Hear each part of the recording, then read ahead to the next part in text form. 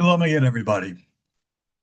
I was sitting here in my office tonight. I was writing a commentary to this week's Torah portion, Ha'azinu, specifically with regards to the verse in Deuteronomy 32:17, which speaks about sacrificing to demons. Ew.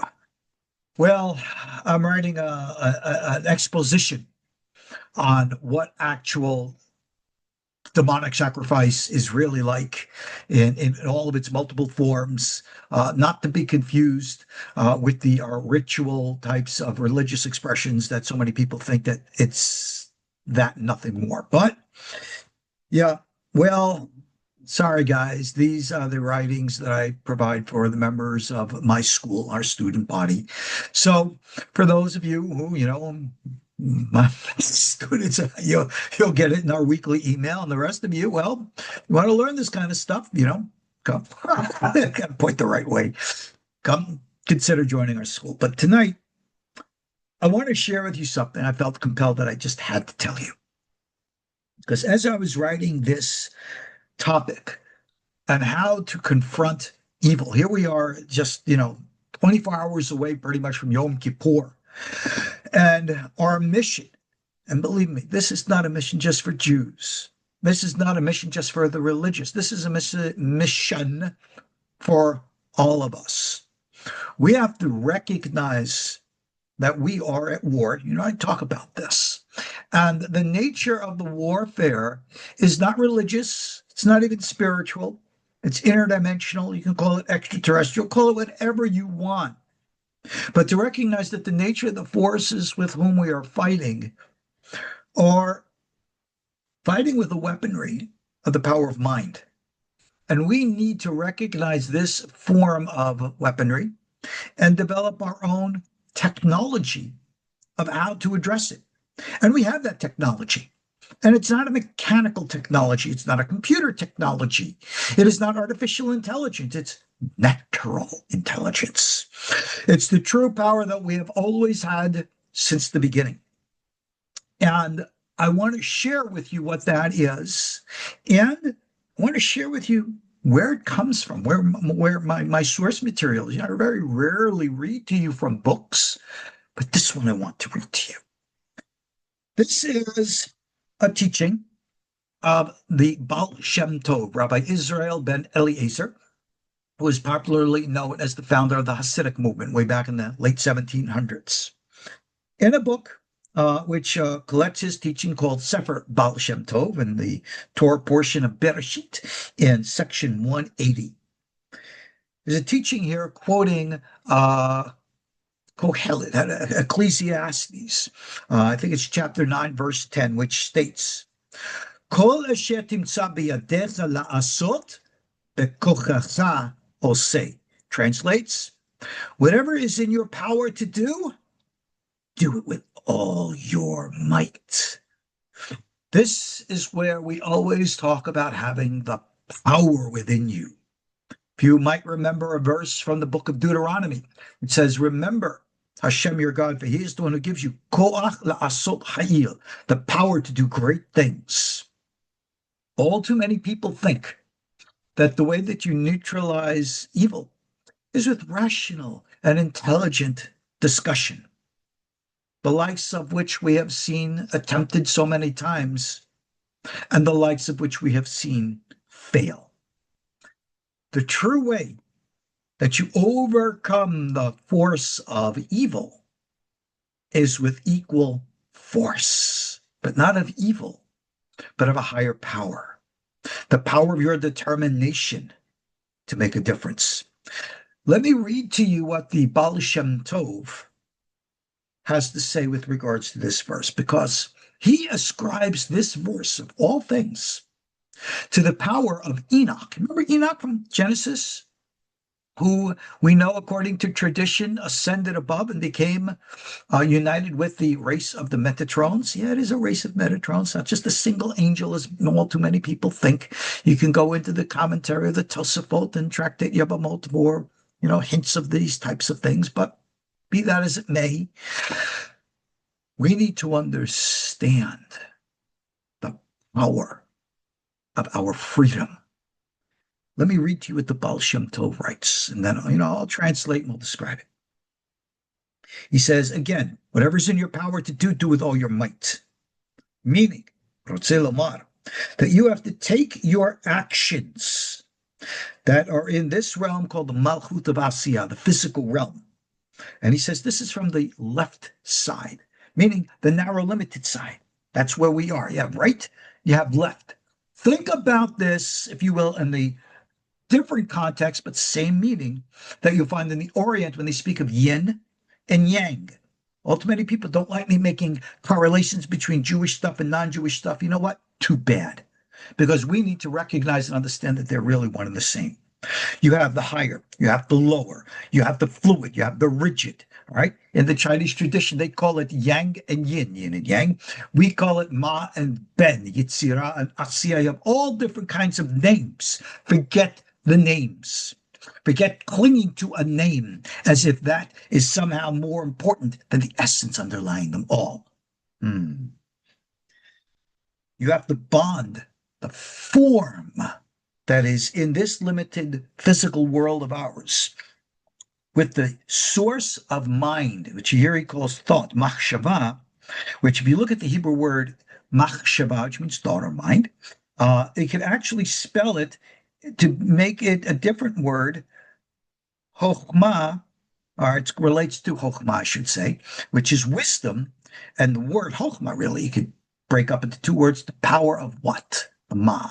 Now, what I mean by this is, well, he actually says it. Let me read. He calls this the right column, the higher fluid world. I should really just read his words and then I'll comment on them. He says, this is the union of the Holy One, blessed be He, and the Shekhinah. And this is the power to neutralize all types of negative types of edicts so that we can bind that which we call the physical world, referred to as Ani, I, spelled Aleph Nun Yud, with the source of mind above, which is called Ein, spelled with the same Hebrew letters, just in a different way, Aleph Yud Nun. And he says, understand this. Okay, let's explain.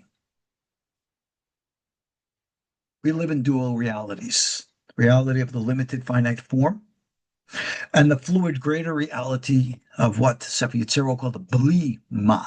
You have the Ma, which is the what is, and that is the physical form, and that which is above what is. And that's called the Bli Ma. All right. In my book, The Secret of the Blue Rose, the Secret Torah Part 2, I talk all about that whole explanation of this. But here we are, countdown to Yom Kippur.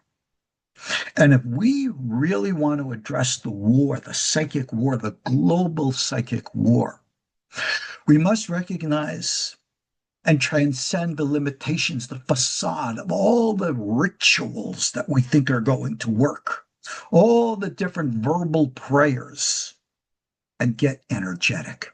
Everything in this finite world, which we call the world of what is, the Ma, is limited. Right? It's like the yin.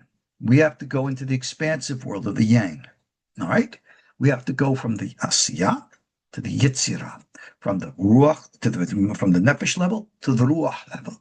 And that means you must understand what ruach is. Ruach consciousness is not what you think. It's what you feel.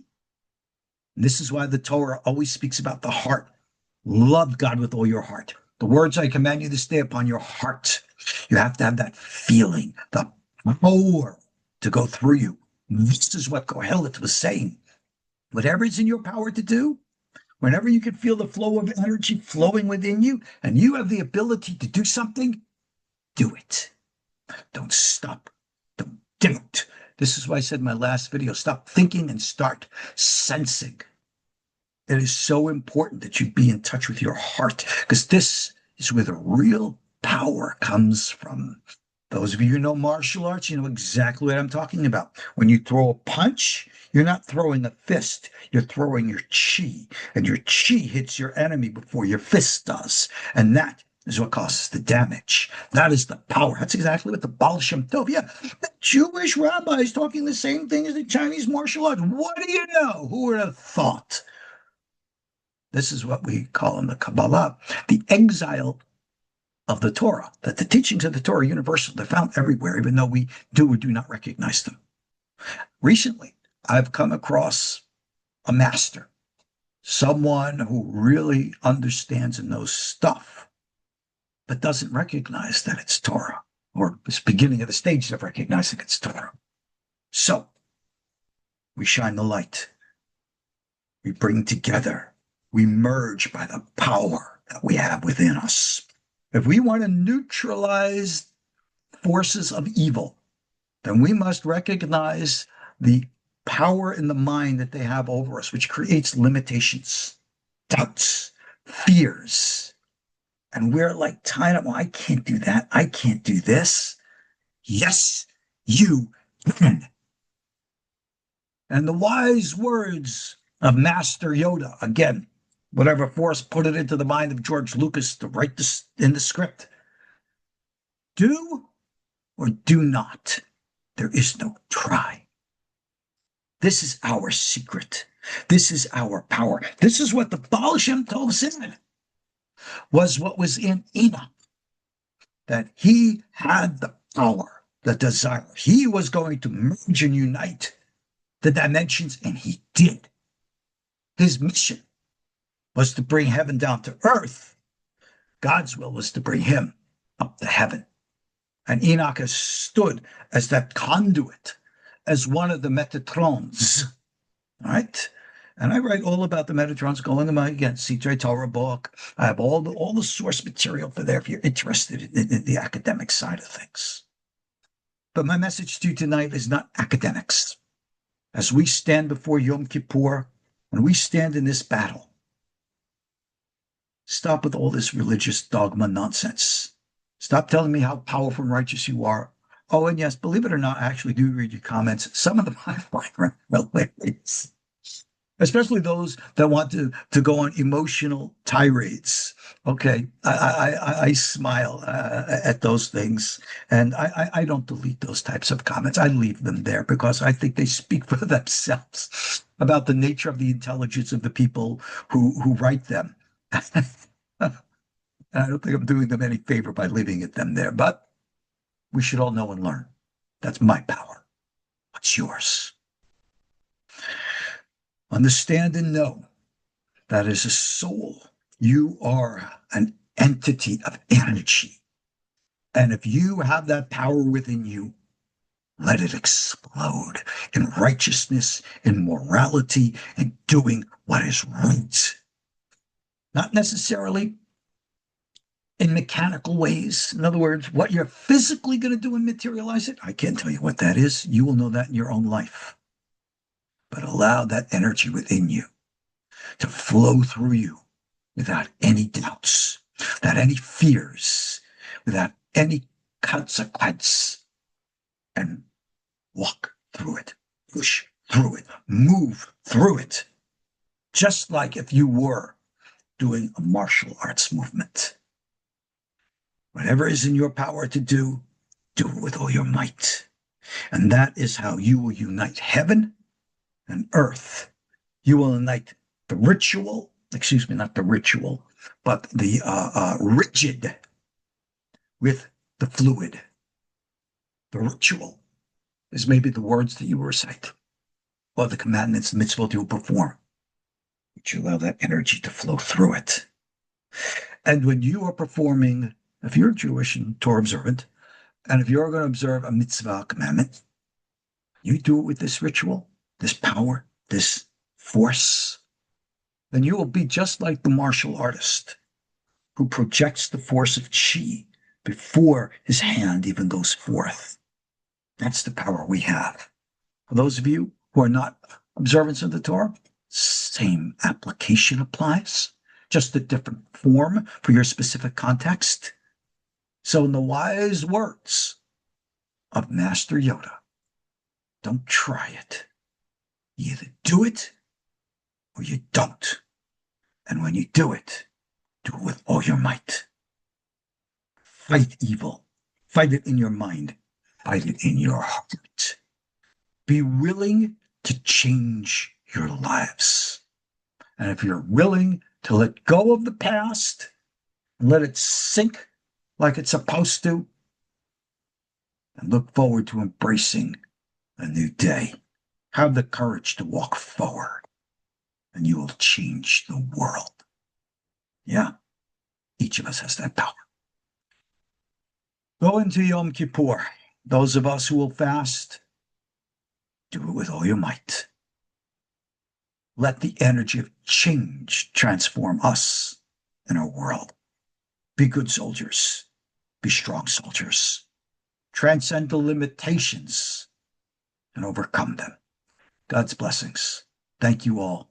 We'll be in touch. Talk to you soon.